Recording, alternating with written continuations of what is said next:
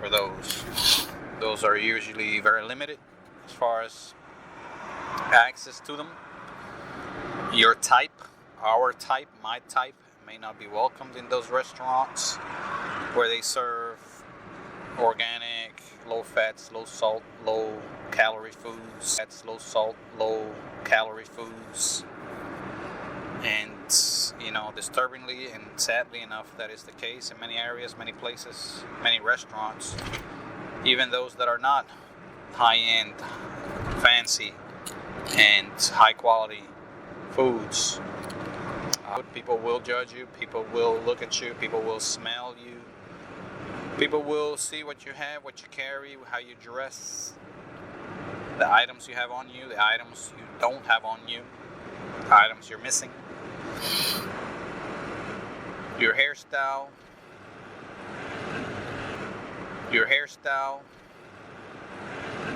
even your skin tone, as far as how much sun have you been exposed to and the such. That's all scrutinized by restaurant personnel. They may ask you to leave, so don't be surprised by such behavior. Most of these facilities, places are private. That's all I've known. I have not ran into any public restaurant. There may be some, publicly owned facilities for food distribution, but for the vast majority, restaurants are private locales, and they may ask you for no reason, flimsy, made-up reason, they may ask you to leave. The way they see it, as long as they're not violating any kind of rights as far as protected status, such as your race, religion. Anything outside of that is free reign. Anything outside of that is free reign for them, fair game.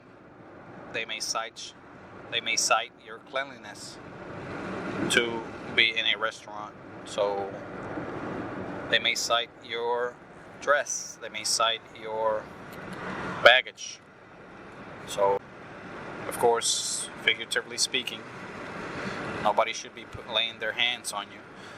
But be prepared to be asked to leave. And this may be a common occurrence when you're out on the road. So you may want to watch where you go as far as restaurants and the such. And you can probably soon find out which places are more welcoming than others as far as types of restaurants and the such. So it gets a lot more challenging and difficult if you decide not to go with any kind of payment option. You decide that food is your rights. So subsistence, as far as food, is your God-given or innate, born rights, born with, inherited rights, just for being a human being. So you may choose not to pay for any kind of food. There are many things you can do to overcome this hurdle, very large and looming hurdle. You may hunt for your food. You may be prepared to hunt game somehow. If you go bush life, you may have, weaponry to hunt. Small bows, arrows, spears. Be very, very careful where you go. Hunting tools, because you may be deemed a threat, especially within cities, communities, living areas, residential, even commercial areas, even any kind of areas. In fact, any areas where other people are.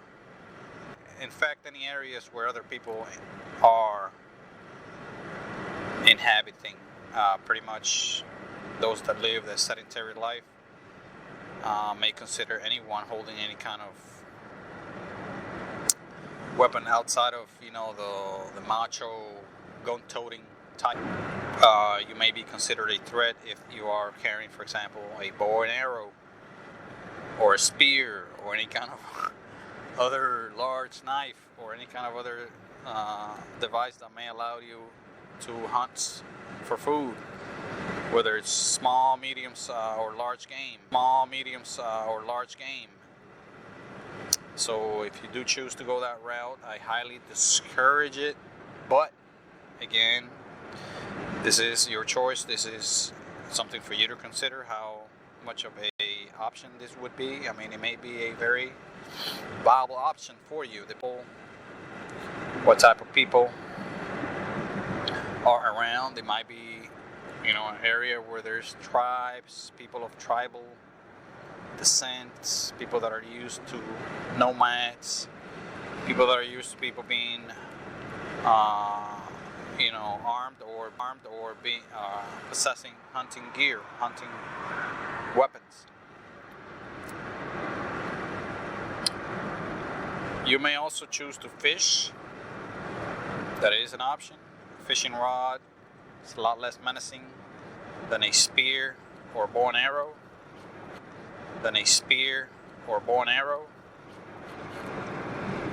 In many cases, if not all. So you may choose to, be a avid fishing person, avid fisher. That depends very much on fish and its meats. Fish could be readily eaten.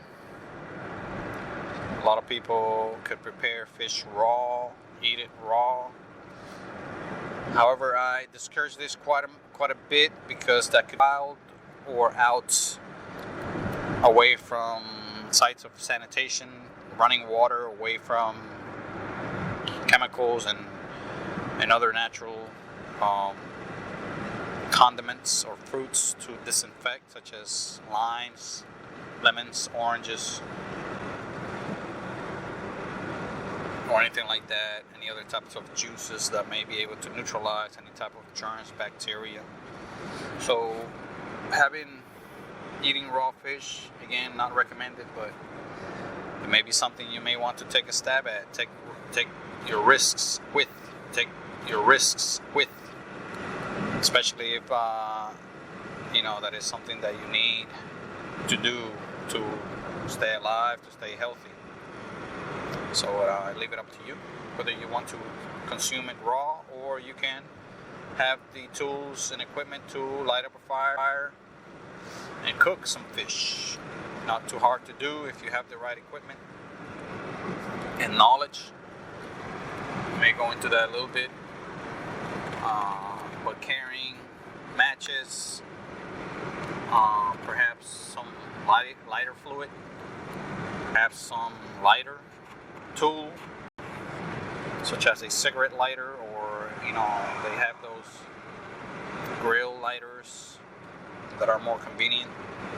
They have the longer spout that you can light up things without having your hands too close to the fire source, to have on your backpack. If you're going to have matches, if you're going to go old school with matches, make sure they are waterproof, or they are kept in a waterproof container at the very least, because you will be getting rained on, and you may have to go knee deep, waist deep, or even neck deep in water, depending what kind of area you have to traverse. You may have to go through a pond, lake, shallow river, deep river. I mean, it depends. Your skills are, what your mindset, how determined you are, and how bold you are. Those are all factors.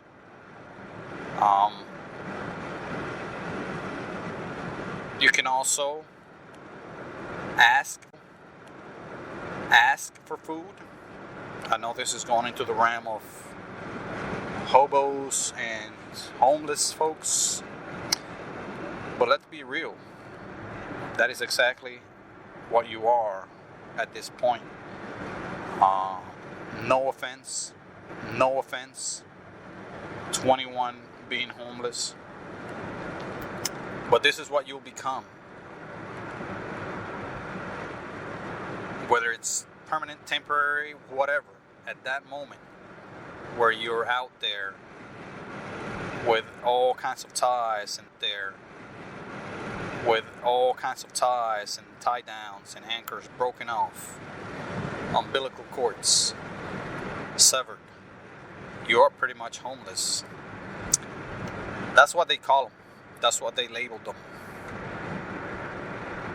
I would say that you else, because not only do you have one home under a brick and mortar building or house or apartment, you have the whole world as your home. The sky world as your home. The sky is your home. So that is just a label. I would not worry about it 1 second. The homeless label. But accept it. Live it. You're homeless by choice, even if it is not by choice. To survive, to thrive, and to live, quote unquote, homeless, instigates and should instigate a lot more pride than a homed person is one that is limited, and severely so, severely limited, severely hindered, severely curtailed, caged, severely tied down, bound. If you're homeless, your potential is basically the sky. Truly, in every sense of the word, sky is the limit. So, offended? I certainly wouldn't. If you're labeled homeless, if you're labeled this, if you're labeled that, labels have no meaning when you yourself know what you are and you yourself value what you are and value yourself and value everything and everything around you, everything within you and everything around you. So take no offense, take pride at that label, homeless, because just think about what you really are, what it really means. You don't have one single home. You have many homes, limitless homes, everywhere, in the wild, in cities, in towns, in the open. Your home could be anything and anywhere.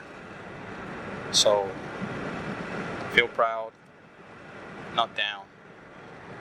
So moving on to other things, I will move into shelter.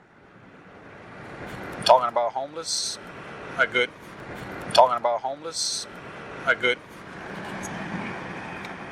Way to transition to the next topic, shelter. Shelter, again, is the biggest challenge you will have, among the biggest, if not the biggest, challenges you will have, hurdles you will have to overcome when you're out here in the wide, open road, open world, because the sky is unforgiving. It will not care.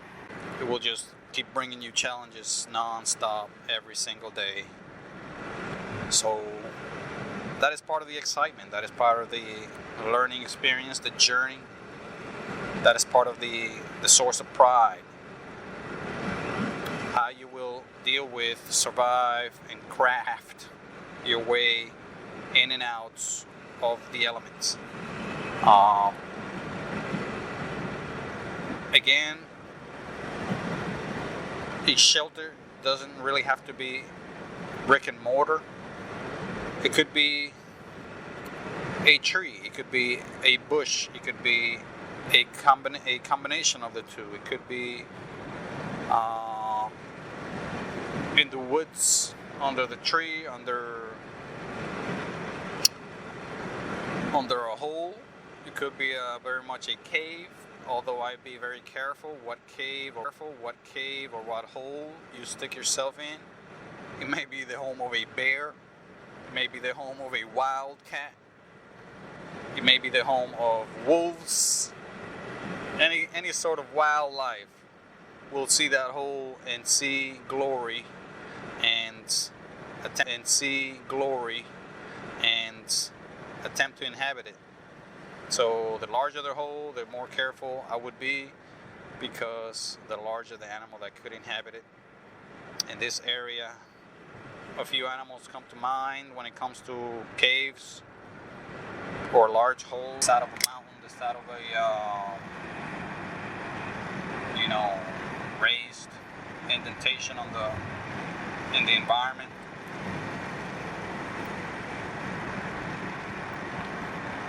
There are black bears here in the southeast, which could be quite large. There are, in Florida at least, the Florida panther may still be in existence. There may be even some mountain lions here, the mountain areas that are yet undetected. Perhaps they have been detected outside of my knowledge. But other animals such as coyotes, wolves, are known to have been spotted or have been spotted here in the southeast. Any sort of wildcat, whether it be a bobcat or whatever other types of cat they have out there. I'm not sure if they have some sort of a wild dog. There may be some feral dogs. Oh, the wild hog, the feral hog, or the whatever else they have out there as a name for it. Those animals may be able or may be burrowing in those holes, in those caves, and they're known to be quite aggressive. So they may bring quite a bit of injury to you, or even were confronted by such animal. Not to mention smaller animals, critters, snakes. Florida and the southeast have seen pretty large snakes, including pythons, boas,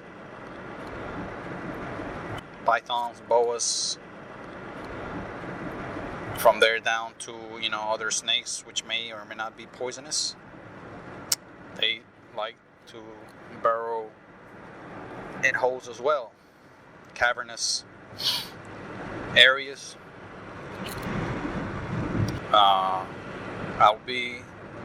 I would become very familiar with the wildlife in the area that you inhabit.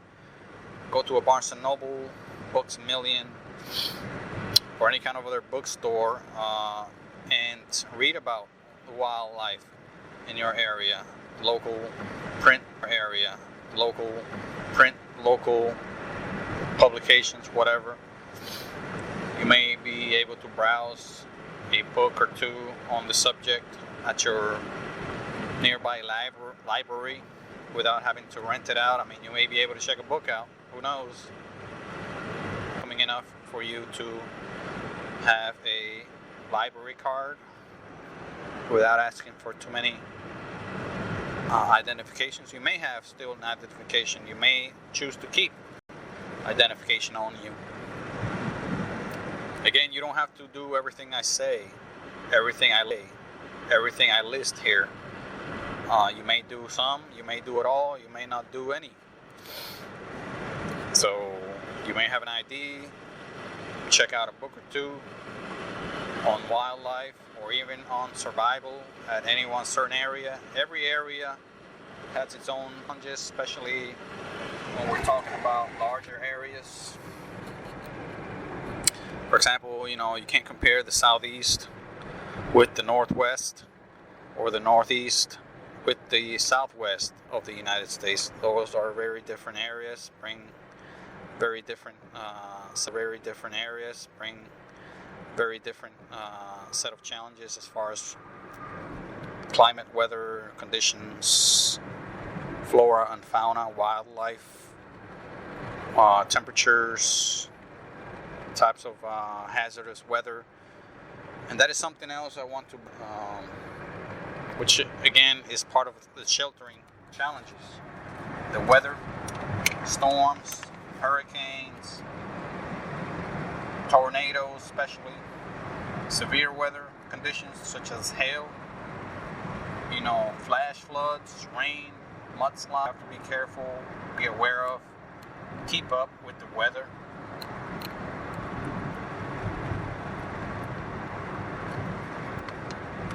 When you're out there, you will become a lot more keen what the weather is, what the weather will be like. You will be able to predict what the weather may be. What the weather is, what the weather will be like. You will be able to predict what the weather may be like for that afternoon, even for that whole day, perhaps the next day, who knows, with a lot more accuracy than before.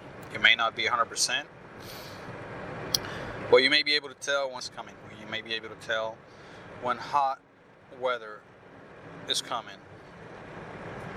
You may detect sudden or subtle changes in the weather and predict with some accuracy at least what the trend may be in the next few hours, the next day or so. Anything more than a day or two may be a little stretching your hopes as far as prediction, but about 24 to 48 hours is as much forecast as you need to prepare, whether to stay put, evacuate, keep going, in what direction you go. You may become very good at this. I believe you have to. And, the more you learn about this type of knowledge about the weather, the better you will be off. I would learn about weather conditions, weather forming, the way the clouds look. There's a way to tell how the air up horizon up above you. Of course, time of year determines weather a lot. Area that you are currently in, whether you're in a flat area, hilly area.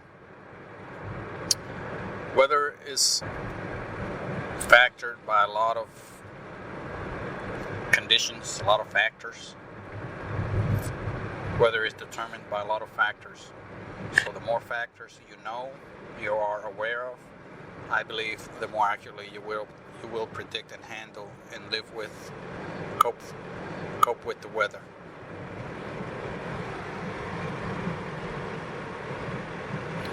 So taking shelter, make sure that you are knowledgeable as far as shelter goes. You may have to sleep out in the open, quote unquote open, not necessarily open sky, but you could you may have to sleep under a tree, under a shrub, under a vegetation growth. You may have to make a makeshift shelter using branches, leaves, sticks, fallen tree branches, fallen tree leaves, whatever, fallen trees, plants, whatever the case may be. Take shelter in this fashion. As far as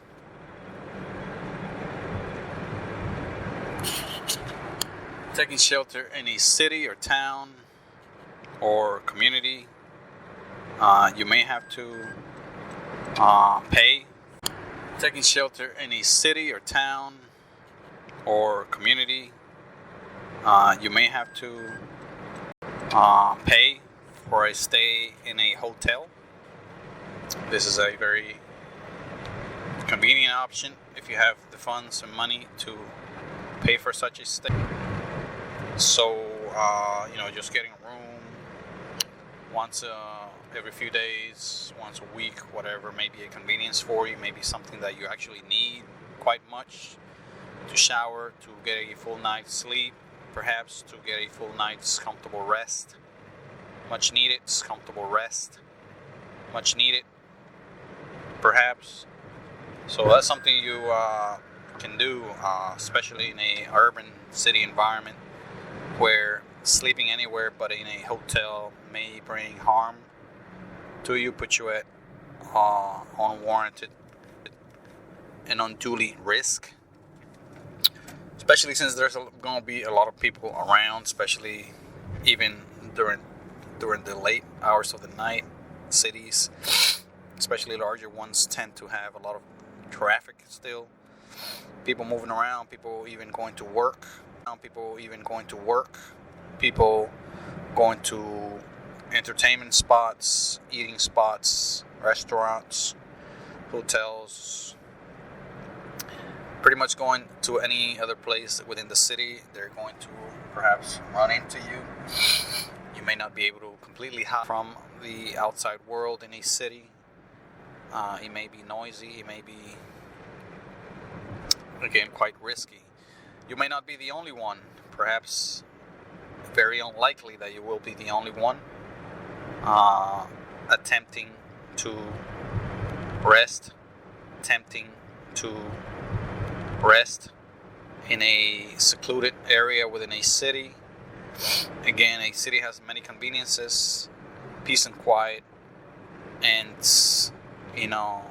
the attention, the unwanted attention of others is not those conveniences. Cities have tons of folks, tons of people.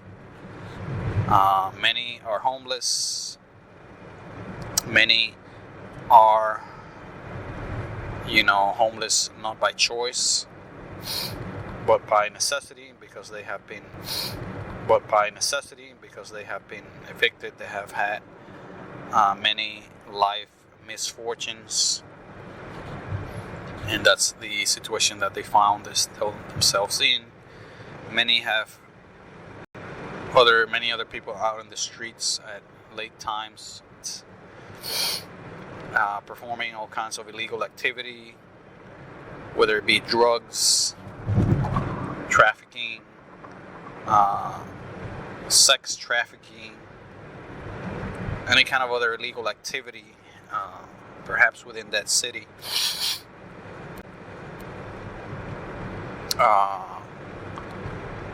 May have a lot of people looking at you and bringing unwanted attention to you and your location, and may try even to harm you in one way or another. So you need to be very careful, very mindful of this, and keep in mind that not everyone is